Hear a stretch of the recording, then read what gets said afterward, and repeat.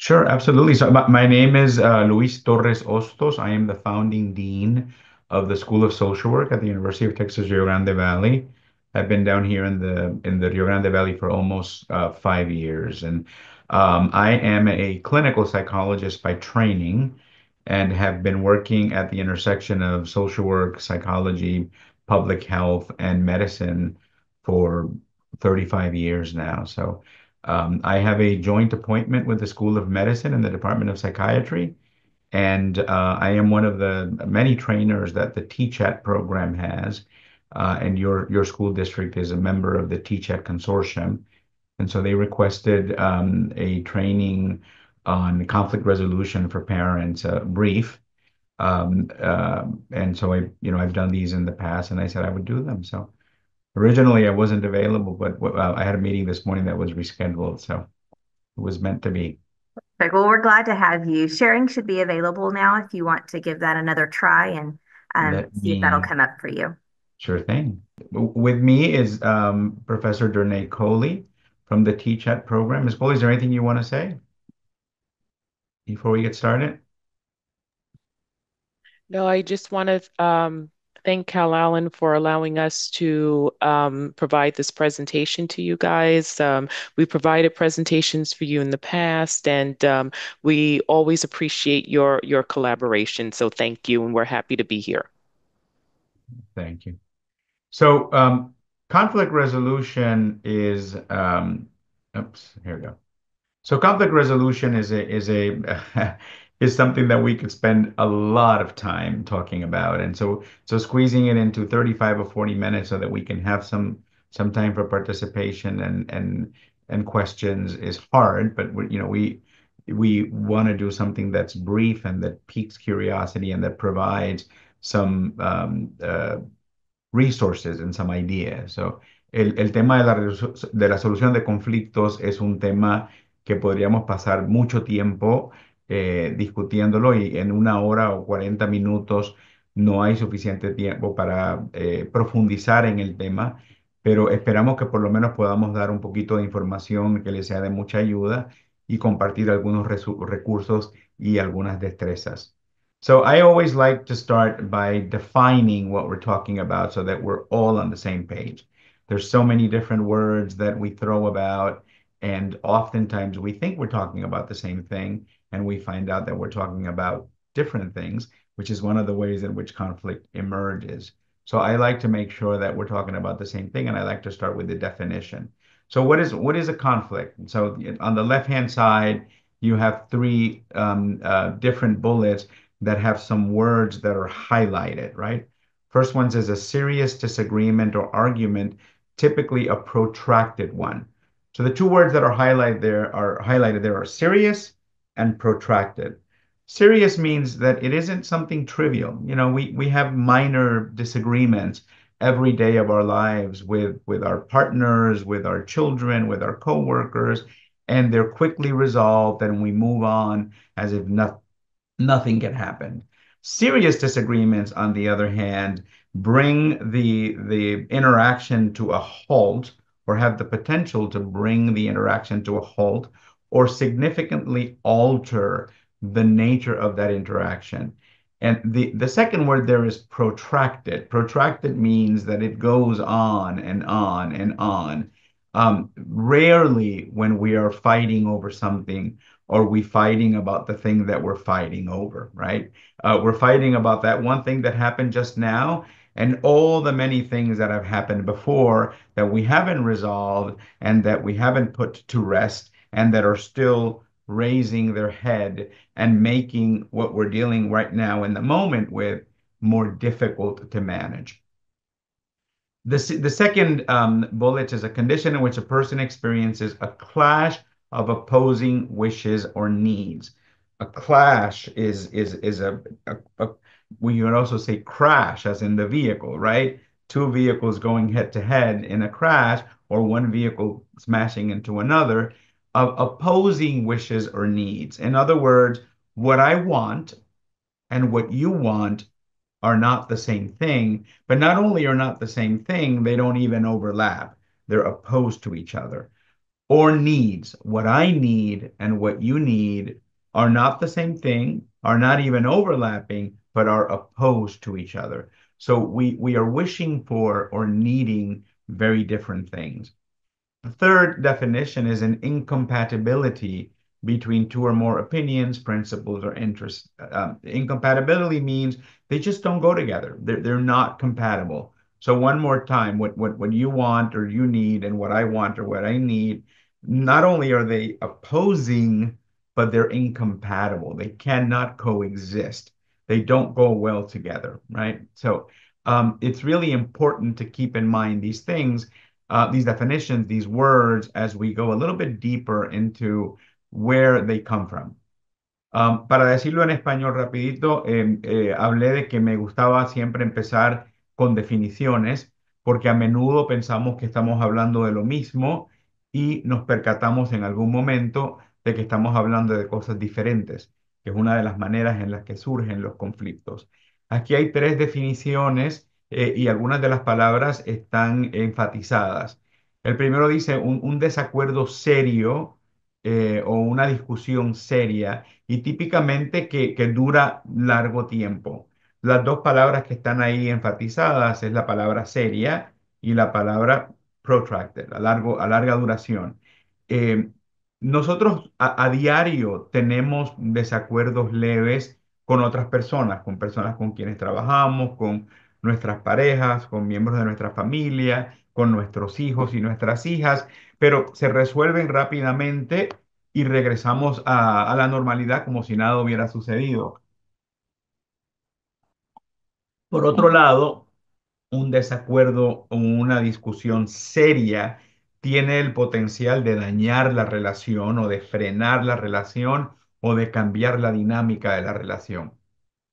La segunda palabra enfatizada en esa primera definición, perdón, es la palabra protracted, que quiere decir a largo plazo, que continúa. Eh, Pocas veces nos damos cuenta de esto y sin embargo sucede muy a menudo que no estamos peleando solamente por lo que estamos peleando en el momento, aunque nos lo creemos. En realidad estamos peleando por lo que está sucediendo en el momento y por todo lo que ha sucedido anteriormente que nunca resolvimos exitosamente. Aquellos que tienen sus parejas, su esposo, su esposa, su novia, su pareja, saben de lo que estoy hablando. En algún momento estamos enfrascados en una discusión e inevitablemente una de las dos personas dice, oh, pero ¿y no te acuerdas cuando tú hiciste tal cosa? O sea, traemos algo del pasado que va a hacer que el encontronazo que estamos teniendo en el momento se torne peor. La segunda definición dice es una condición en que la persona experimenta un choque de deseos o necesidades opuestas. Esa es la parte de la definición que está enfatizada, choque de deseos o necesidades opuestas. En otras palabras, lo que tú deseas y lo que yo deseo, lo que tú necesitas y lo que yo necesito, no son la misma cosa y no solamente no son la misma cosa, sino que son opuestos, opuestos. Tú quieres lluvia y yo quiero sol, por ejemplo.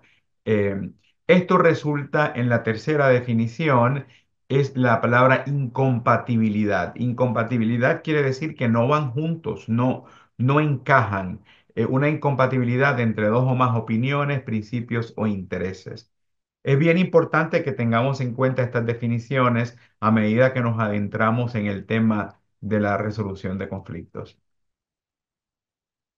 Aquí está lo mismo. This is the same thing, just presented in a slightly different way. And sometimes an image, a picture's worth 1,000 words. So in the top picture, what do we see? I'd love for some of the participating folks to open their mics and tell me, what do you see in the top picture? Esto es otra forma de presentar los mismos conceptos con imágenes. Me gustaría que los participantes abrieran sus micrófonos y me digan qué ven en la imagen de arriba, esta de aquí.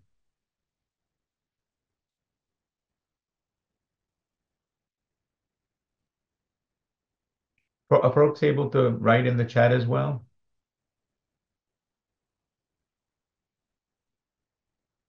I think It Cammy's connect looks obviously.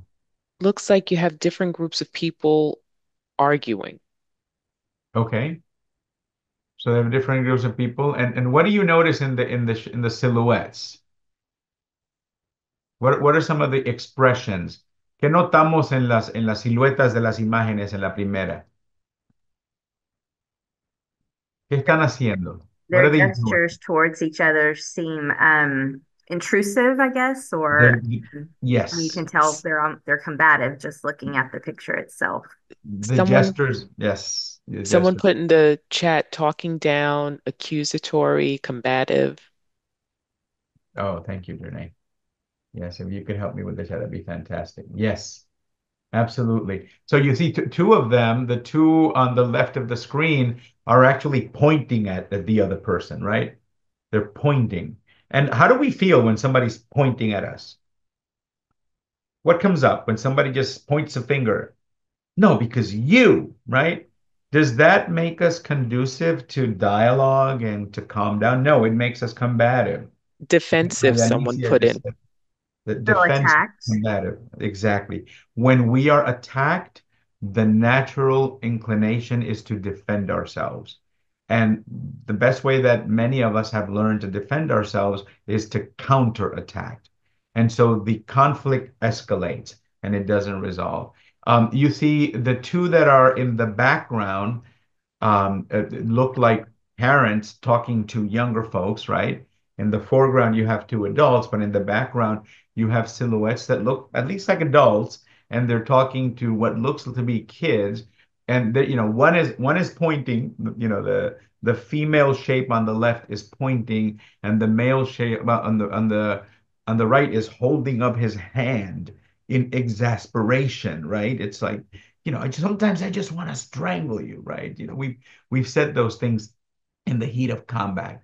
And again, what it results is, um, uh, um, uh, in adults that know that we can fight back, we want to fight back. In the kids, you see the two kids in the background are doing the same thing that the kid in the second picture is doing.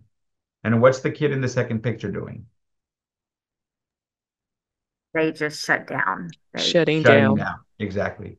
She's shutting down, right? So that's also not conducive to resolving conflicts. So, para decirlo en español rapidito, como decía ahorita, las imágenes a veces nos ayudan a entender las cosas un poquito mejor.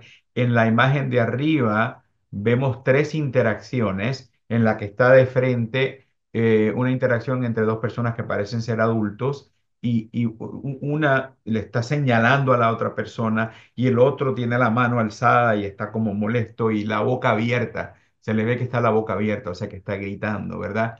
Y ese tipo de interacción no genera buena solución de conflictos porque nos sentimos atacados.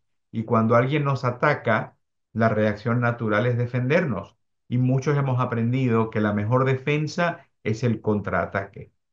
En las dos imágenes del trasfondo, las que están atrás, vemos siluetas que parecen ser adultos, posiblemente una mamá y un papá, y dos siluetas que parecen ser niños, una silueta femenina en el lado izquierdo y una silueta masculina en el lado derecho, y ambas siluetas adultas, padres, madres, están señalando o gritando, y lo que resulta de nuevo, contraataque no genera buena solución de conflictos, pero en personas que no sienten que pueden contraatacar, como a menudo nuestros hijos saben que si levantan la voz o que si se ponen combativos, que la situación va a empeorar, hacen lo que está haciendo la niña de la segunda imagen.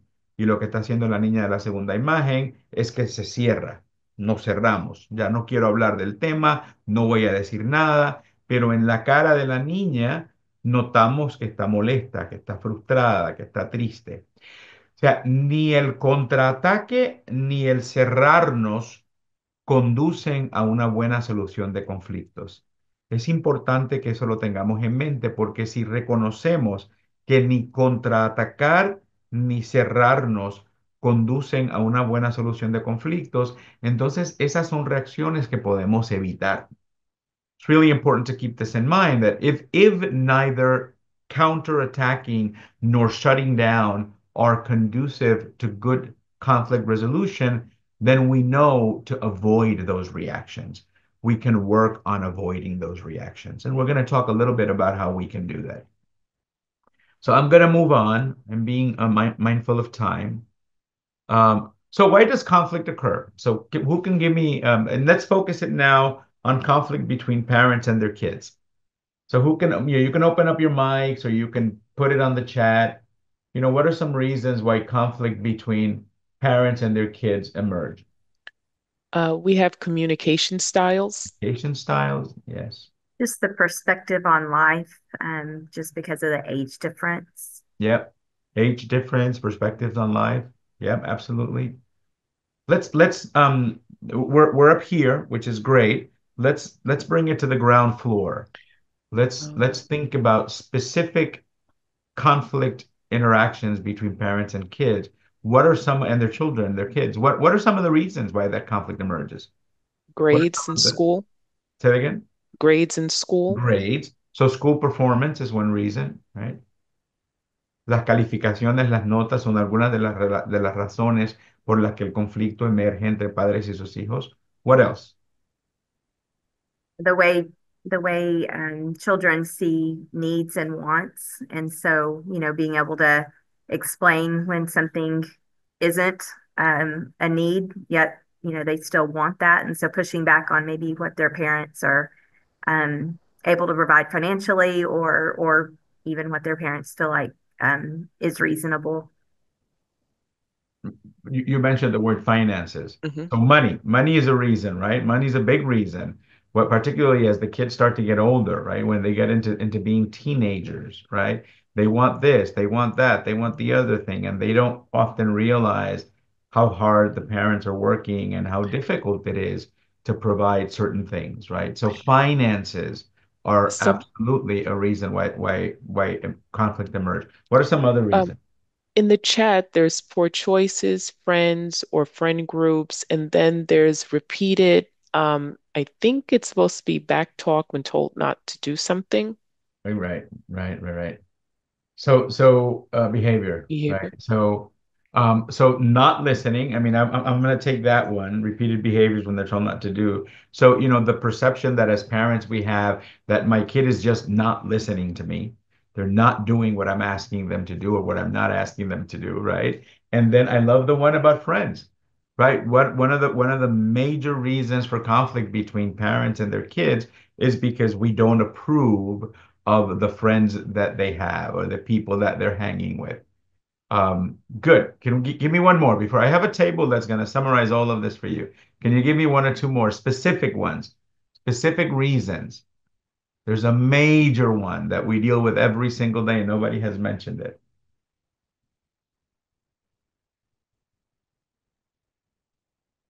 Something that you may not allow the kids to have in the school. Phones. Technology. Technology, right? Cell phones, laptops, iPads, anything that the kid can use to connect to the outside world can be a source of conflict because, the kids are kids and the child brain, if they're enjoying what they're doing, they want to keep doing it forever. And when it's time to put it down to go on to things that they might enjoy a little bit less, like schoolwork or like studying or like the chores that they are assigned to do at home, then there's a conflict, right? El uso de tecnología, el teléfono, la computadora, la tableta, especialmente cuando lo usan demasiado. Y el cerebro del niño, el cerebro del adolescente, al igual que el cerebro del adulto, cuando algo nos gusta, lo queremos seguir haciendo. Y los niños y los adolescentes en particular se conectan a su celular y el mundo se va. The world stops existing. It's just their screen, right? Y cuando es el momento de dejar el celular o de dejar la computadora y enfocarse en tareas que tal vez no las disfrutan tanto, como las tareas de la escuela, las asignaciones, las tareas que le asignamos en la casa, limpiar el cuarto, limpiar la cocina, no lo quieren hacer. y ahí se encuentra un conflicto. I'm going to go to my next screen, which summarizes the table. You see it there. So there are 1, 2, 3, 4, 1, 2, 3, 4, 5, 6, 7, 7 times 4, 28 reasons why we fight with our kids, right? Almost every argument or conflict that we have with our kids can be put into one of these categories. And they involve finances. Like I said, the first one is allowance. Right? In some families, we recognize the kid gets to a certain age where they're going to have their own expenses, but they're not working outside of the house for pay because their work is to be in school. So some parents will give them a small amount of money for their expenses, and we might get into conflict because the kid wants more than we're giving them, or we might get into conflict because the kid is spending that money in ways that we don't approve. In some cases, we might get into conflict because the kid's not using the money, right? They're asking you to buy them other things and not using their allowance in a way that they should. So finances are a big problem. And so when they're very young, it's less of an issue because when they're very young, they're completely dependent on us. But when they begin to differentiate from us, when they start to become teenagers and have their own circle of friends and their own activities, that's where fights about money can become more intense, or conflicts about finances can become more intense. Aquí hay 28 diferentes razones por las que a veces hay conflicto entre padres e hijos, y todo conflicto puede caer en una de esas categorías. Y el primero que ven es el allowance, es un dinerito que le damos a nuestros hijos a veces para sus gastos, porque sabemos que especialmente cuando llegan a la adolescencia, salen con sus amistades, van a tener sus propias actividades, no vamos a estar siempre ahí presente para nosotros pagar por ellos, y queremos darle un poquito para que empiecen a aprender a manejar sus finanzas, so they can start to learn how to manage their finances, right? Pero a veces hay conflicto porque quieren que le demos más de lo que le estamos dando. A veces hay conflicto porque no aprobamos cómo están gastando el dinero. Los padres no aprobamos, no estamos de acuerdo con cómo están gastando el dinero. Y a veces tenemos conflicto porque no están usando el dinero que le damos para las cosas que necesitan, y quieren que nosotros paguemos por todo, ¿verdad? Cuando son bien pequeños, las finanzas no son un- una, eh, una fuente de conflicto porque nosotros estamos siempre presentes y pagamos por todo, pero cuando ya empiezan a entrar a la adolescencia, ahí es donde comienzan estos conflictos. En esa primera eh, eh,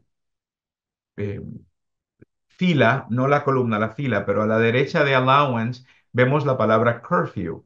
Curfew se traduce como el toque de queda, la hora en que tienen que estar ya de regreso. ¿No? Salimos con mis amistades, decimos ya a las 7 de la noche tienes que estar aquí en la casa preparándote para si te queda alguna tarea, o preparándote para dormir porque al otro día tienes escuela. Y cuando llegan a cierta edad comienzan a retar. No, que me dijeron a las 7 pero llegué a las 8. Me dijeron a las 8 pero llegué a las 9. Eso se vuelve una fuerte de conflicto. So curfew can become also a source of major conflict, especially as they start to get older. Remember, they have their own friends. They go out to the mall. They go out to the movies. They'll hang out with friends. And we say, hey, listen, it's okay, but you got to be home by 7, or you got to be home by 8. And they start to push limits, right? So, oh, mom said 7, but I'll be there at 8, or dad said 8, but I'll be there at 9, right?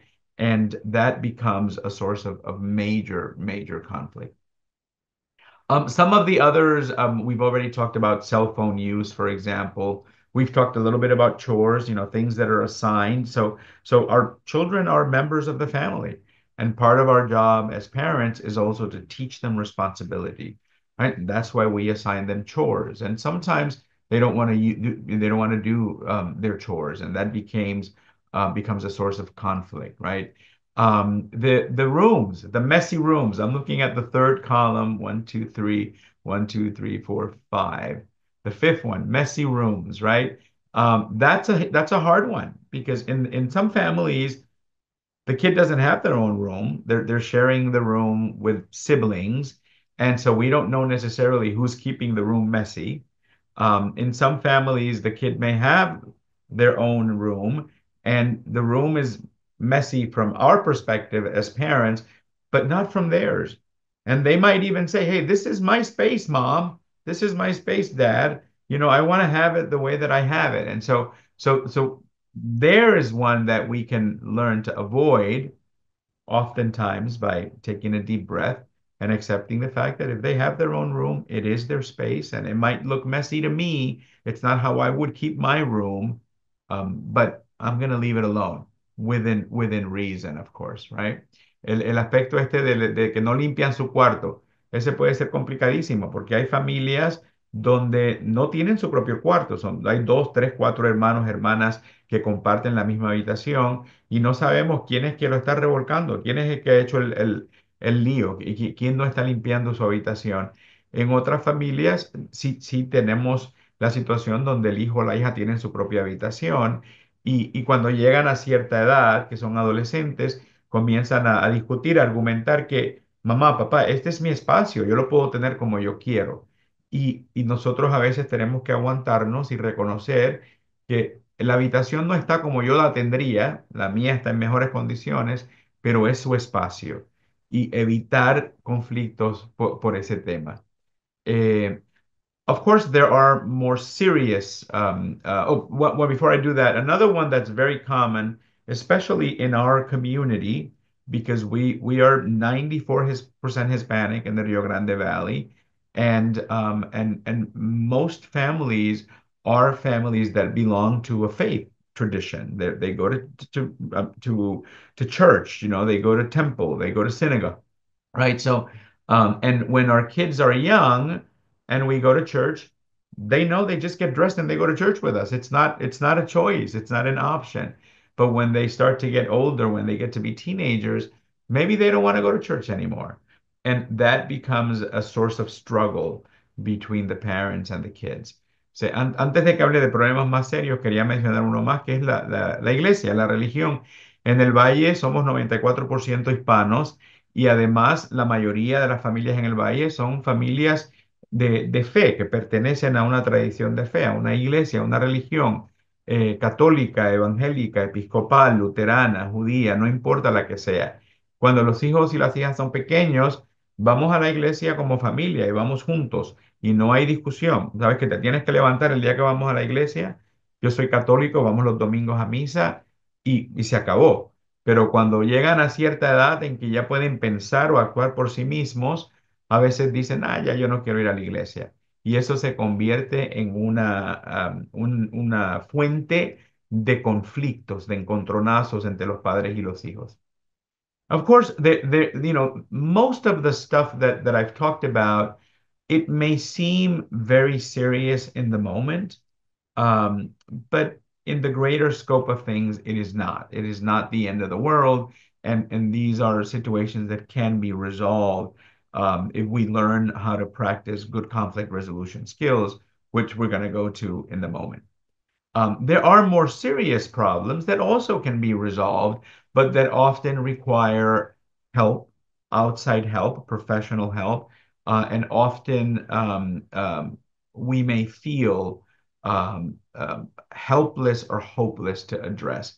One of them is drug use, right? So there are teenagers that are engaged with drug use, and here what I would say is that we need to learn to differentiate natural exploration, which is common in many cultures.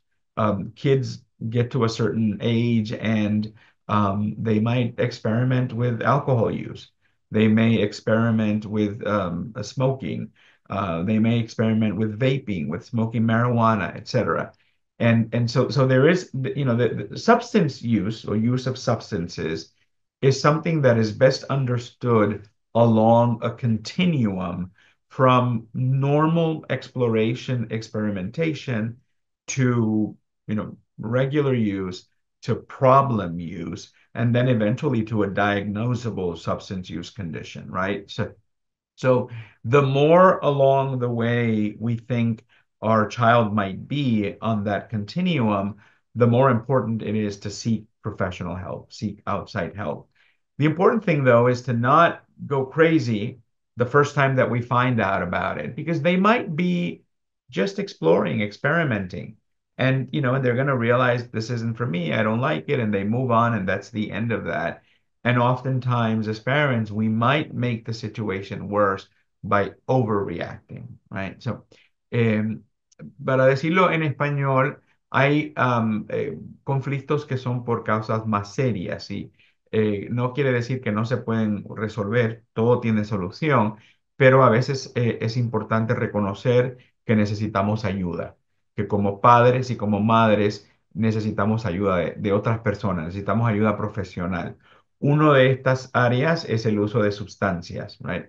Y aquí es importante aclarar que la mejor forma de pensar sobre el uso de sustancias es a lo largo de un continuo que comienza con exploración, experimentación, algo que es normal. Los jóvenes en todas las culturas, en todas partes del mundo, experimentan con sustancias cuando llegan a cierta edad y a veces se pasa a uso regular de sustancias y de ahí se pasa a uso problemático de sustancias y de ahí se pasa a tener una condición que es diagnosticable, ¿verdad? Una adicción, por ejemplo. Lo importante es que tratemos de reconocer o de evaluar dónde a lo largo de ese continuo se encuentran nuestro adolescente, nuestra adolescente, y que no reaccionemos de una manera que puede ser vista demasiado exagerada, porque podemos hacer el problema peor, right? Eh, es muy común que los adolescentes lleguen a cierta edad donde van a experimentar con alcohol. ¿Sí? Van a probar el alcohol, van a tomarse una cerveza, van a darse un trago. Eso no quiere decir que son alcohólicos o que sufren de alcoholismo. Van a experimentar con cigarrillos, incluso hasta con marihuana pueden experimentar en algunos casos. Y típicamente hay un poco de experimentación y después esa fase ya pasó, esto no es para mí, no me gustó y se acabó. Nosotros como padres a veces nuestra reacción tiende a ser un poco exagerada y podemos hacer la situación peor todavía, porque muchas veces parte de ser adolescente y de diferenciarse de nosotros como padres es hacer exactamente las cosas que a nosotros no nos gustan. Eso es parte de la diferenciación, ¿verdad? O sea que no queremos que se convierta en un conflicto más grande que el que tenía que ser.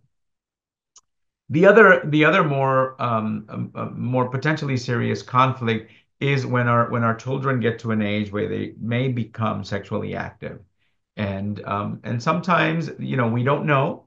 They keep it to themselves. Different families are different. Different parents are different.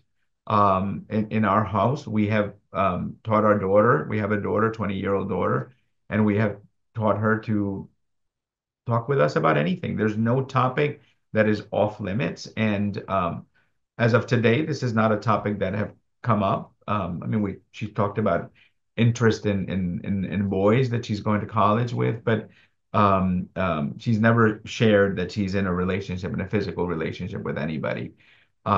Because sometimes they're going to share it and sometimes they're not going to share it. It's important that as parents, we have conversations with our children so over safe sex and over pregnancy prevention and we take them to their providers, the medical providers of the family, to have these conversations as well, right? This is another one of those that in our culture can be a very hot topic, and it makes it worse, when we overreact because the adolescent is just going to shut down, right? Going to shut down, and then we're going to be kept in the dark. We're not going to know what's happening. We're not going to know if they need help. We're not going to know if they have the knowledge that they have. So we also have to get away from that myth that many of us have that if I talk about this, it's more likely to happen. That's not true. That's something that we think about suicide. Oh, if I ask somebody if they're thinking about killing themselves, then I'm putting the thought in their mind. There's no evidence to that. On the contrary, there's ample evidence that people want to talk about it when they're feeling that way. The same thing is true about sexual behaviors. Our kids are going to have lots of questions, and we don't want them to go to the internet to try to answer those questions, and we don't want them to go to their friends to try to answer those questions. We want them to come to us so that we can answer those questions with factual information. And if we don't know how to answer them, we can go to a professional and ask, right? So, la sexualidad es otra área donde a veces generan conflictos serios. Llega una etapa en que comienzan a volverse sexualmente activos y en nuestra cultura en particular, como dije, 94% hispanos, en nuestra cultura ese es un tema donde nosotros tendemos a sobrereaccionar. Y es importante que hablemos de estos temas desde que son bien pequeños, que les demos información correcta, información factual, que le demos la apertura de venir donde nosotros si tienen preguntas sobre sexualidad. No queremos que vayan a la internet porque hay un montón de información que no es correcta. No queremos que vayan donde sus amistades a buscar respuestas a sus preguntas. Queremos que vengan donde nosotros. So, that openness to come to us with questions is really important. So I'm being mindful in time. I'm going to skip this slide and I'm going to talk a little bit about ways to address parent-teen conflict. So the first one is to identify the source of the conflict. Let's make sure that we understand what we're fighting about. Because as I said when we were going over the definitions, sometimes we think we're fighting about A, but we're really fighting about B, right? We did a training like this back in December in another school district, and there was a mom. It was an in-person training, and there was a mom that was going on and on and on about the a fight with the kid about the way that he had his hair, right? And it was the fight was about the hair. I don't like his hair and this and that. And then in the course of the conversation, she realized that it had nothing to do with the hair, that the fight was really about the friends that the kid was keeping. Right. So I mean, other of his friends had the same hairdo, right? And so the kid wanted to be like his friends. They wanted to be cool, right? Um, and I'm going to return to that example because there was another parent that also had an issue with something that the kid wanted to do with the hair, but she handled it in a different way, which I thought was brilliant. So we're gonna talk about that one in a little bit. So make sure that you and your kid are on the same page. This is what the disagreement is about. This is what the conflict is about. And then the second one is to focus on a common goal.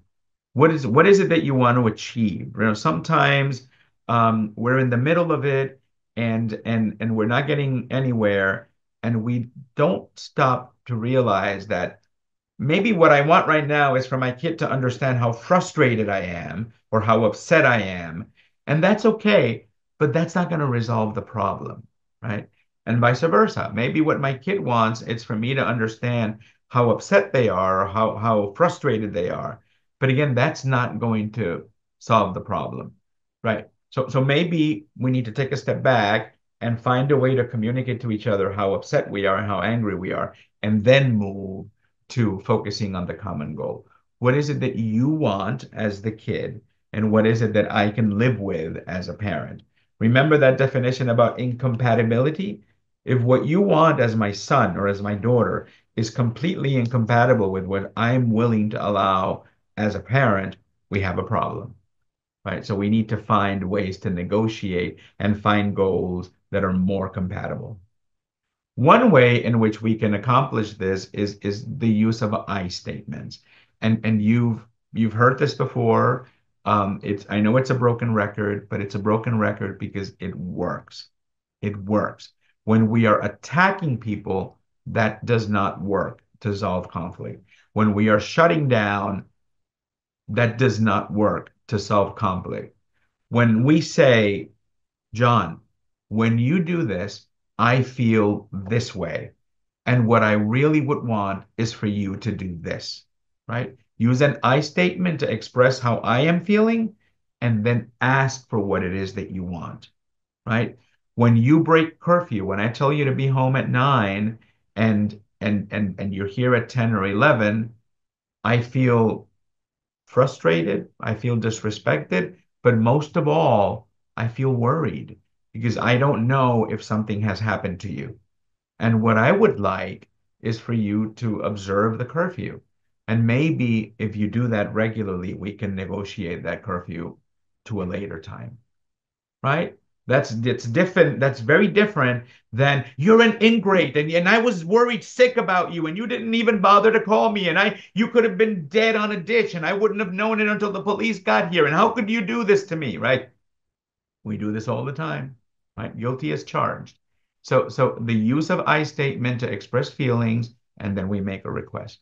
And then together, remember the opposite of attacking, the opposite of shutting down, together we brainstorm solutions. And then the brainstorming part of this is just putting it all on the table.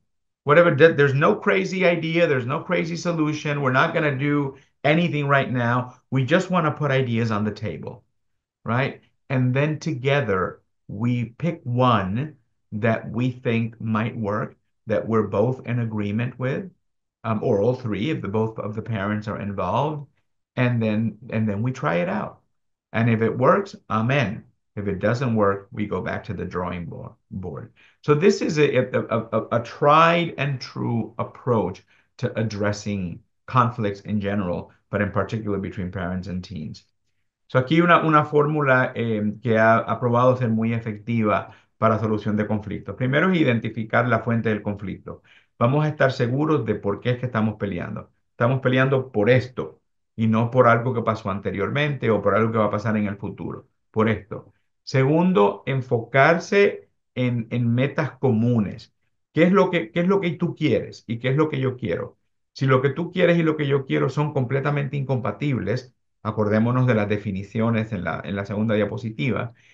Si son completamente incompatibles, tenemos un problema y tenemos que renegociar y tratar de llegar a metas que sean compatibles, que ambos podamos vivir con ellas.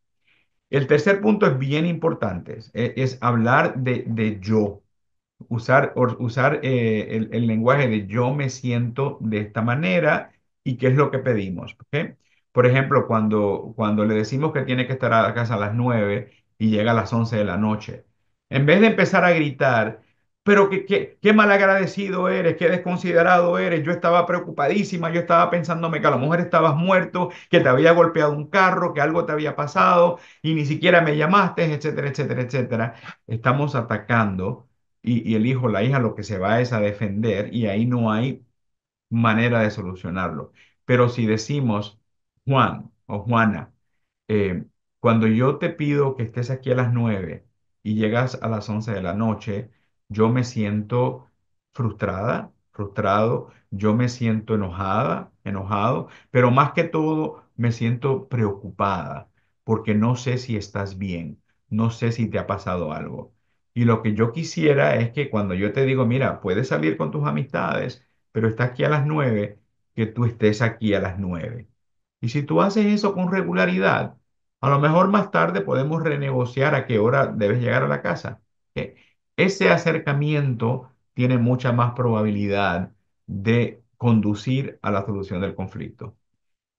El cuarto punto es una lluvia de ideas. Vamos juntos, el padre y el hijo, el padre y la hija, juntos, los padres y el hijo, la hija, a generar una lluvia de ideas y a anotar todas las posibles soluciones que puedan resolver el problema. Y una lluvia de ideas es exactamente lo que dice una lluvia de ideas. Cuando está lloviendo, nosotros no podemos agarrar una gotita aquí, una gotita allá. La lluvia cae completa. Lo mismo con la lluvia de ideas. Aquí estamos simplemente generando ideas. Algunas de esas ideas las vamos a descartar, pero luego juntos vamos a escoger una de esas ideas, juntos vamos a tomar la decisión. Esto es lo que vamos a tratar de hacer y si funciona, amén, y si no funciona, regresamos a la lluvia de ideas y escogemos otras.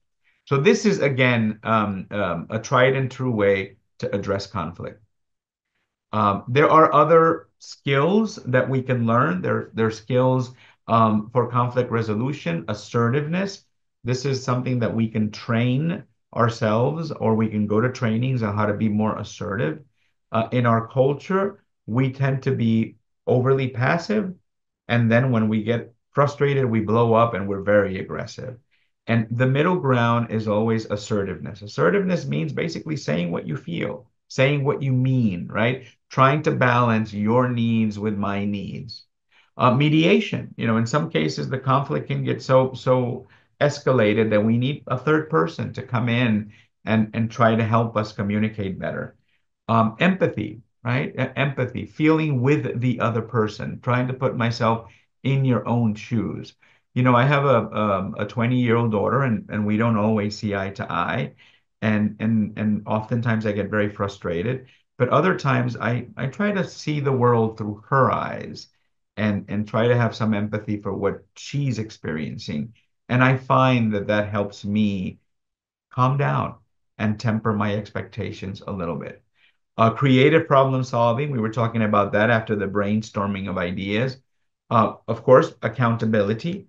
As parents, we have to be consistent in holding our children accountable. Active listening, listening to each other, not just what we're saying, but how we're saying it. That's the active listening part of it. And then, of course, facilitation, facilitating these conversations together. So each of these topics can be a training in and of itself, but there are resources available to learn all of these things. Algunas de las destrezas de solución conflicto es practicando la asertividad. La asertividad es un punto medio. En nuestra cultura latina tendremos a ser muy pasivos a la buena de Dios. Yo soy puertorriqueño y en Puerto Rico decimos, ay, bendito, ahí a la buena de Dios, nada me molesta, nada me frustra, etcétera. Pero no es cierto, hay cosas que sí nos molestan y nos frustran y llegamos al punto en que reventamos y nos volvemos agresivos. El punto medio es la asertividad. Decir siempre cómo me estoy sintiendo, decir siempre qué es lo que quiero, buscar la forma de balancear mis necesidades con las tuyas, ¿verdad? A veces el conflicto ha llegado a un punto tan serio que necesitamos mediación, otra persona que nos ayude a comunicarnos. La empatía, el sentirnos, el ponernos en los zapatos de la otra persona. Decía en inglés, tengo una hija de 20 años y a veces no vemos el mundo de la misma manera y a mí me causa mucha frustración. Y una de las cosas que hago a veces es tratar de ver el mundo por los ojos de ella. Y eso me ayuda a calmarme un poquitito ya que podamos conversar. Buscar la manera de resolver problemas de una manera creativa, como estábamos diciendo en la lluvia de ideas, teniendo contabilidad. Como padres tenemos que ser consistentes en la manera como tratamos a nuestros hijos, y facilitando conversaciones entre nosotros y el escuchar activamente. Escuchar activamente quiere decir escuchar no solamente lo que está diciendo la persona, pero también cómo lo está diciendo. Cada uno de estos podría ser una capacitación de varias horas de por sí, pero para dar una idea de que sí hay destrezas que podemos aprender para ayudarnos a resolver conflictos. Um, this is my last slide. So these are just some important lessons of some of the things that I've talked about. First of all, we all must recognize that conflict is unavoidable. There is no way to avoid conflict. Conflict is always going to exist. So what we need to learn is how to manage conflict in a healthy manner, right? So there are people, oh, I never get angry, oh, I never get into conflict. I don't believe it. They end up having a heart attack because the conflict is inside and they never dealt with it, right? So we're always going to have some conflict with somebody. It's a human thing, but we can learn how to manage it in a healthy way. There are resources available to help us to learn to manage conflict, so we're not alone in this. It is important, and I've said this many times, when we are dealing with conflict, stay focused on the matter at hand, what we're dealing with at the time, not on the entire history of conflict between you and the other person. And finally, practicing self-care. The calmer and the more centered we are, the better able we are to manage our conflicts. So we have to make sure that we're eating well, that we're sleeping well, that we're practicing whatever helps us become centered, whether it's going to church or reading our holy text or practicing mindfulness meditation or sports or whatever we use as self-care, we need to be engaged in it. Lecciones importantes para terminar, esta es mi última diapositiva. Hay que reconocer que el conflicto es inevitable, es parte natural de la condición humana. siempre vamos a tener conflictos. Hay gente que, a mí no me molesta nada, ay, yo no me molesto por nada, eso es mentira. Yo siempre digo, terminan teniendo un ataque cardíaco porque nunca expresaron o resolvieron lo que estaban sintiendo. Siempre va a haber conflictos, algunos pequeños, algunos más mayores. Lo importante es que aprendamos a manejar estos conflictos de una manera saludable, algunas de las maneras que hemos hablado hoy. Reconozcamos que hay recursos disponibles para ayudarnos a aprender a manejar conflicto. No todos somos expertos en todos, pero sí hay recursos, hay libros, hay capacitaciones, hay profesionales que nos pueden ayudar. Esto lo he dicho varias veces y cabe recalcarlo. Es importante mantenernos enfocados en lo que estamos tratando de resolver en el momento y no en la historia entera de conflicto entre los dos. Como dije anteriormente, cuando comenzamos a pelear, lo traemos todo, lo traemos todo. Quedémonos en lo que estamos lidiando en el momento. Y finalmente, es importante que todos practiquemos el autocuidado. Mientras más calmados y más centrados estamos, mejor podemos manejar conflictos entre unos y otros. Practiquemos lo que nos ayude a nosotros a centrarnos y a calmarnos. Alguna gente va a la iglesia, alguna gente lee la Biblia o sus libros sagrados. Alguna gente practica meditación, alguna gente practica deportes, se van a caminar o van al gimnasio.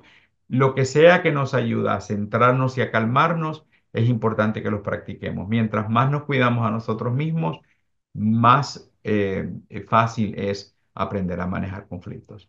So that is it. And it is exactly 11 o'clock, and I don't think we have time for any more interaction. But I'll stop sharing, and if anybody has a question or a comment, I can stay another couple of minutes. Well, thank you so much for the information you've shared today. I know that it's both applicable to parents and then just as human beings as we interact with one another. So we thank you for your time. We appreciate um, the interactions that we have with UT RGV. Did I get those letters right? And T-Chat as well. We are very appreciative and thankful for that partnership that we have with you and the communities down south. So appreciate also being aware of the time and putting a lot of great information into that 1 hour that we've had. So thank you so much. Y'all have a great rest of your day and the remainder of this week. My Thank you. pleasure. Thank you.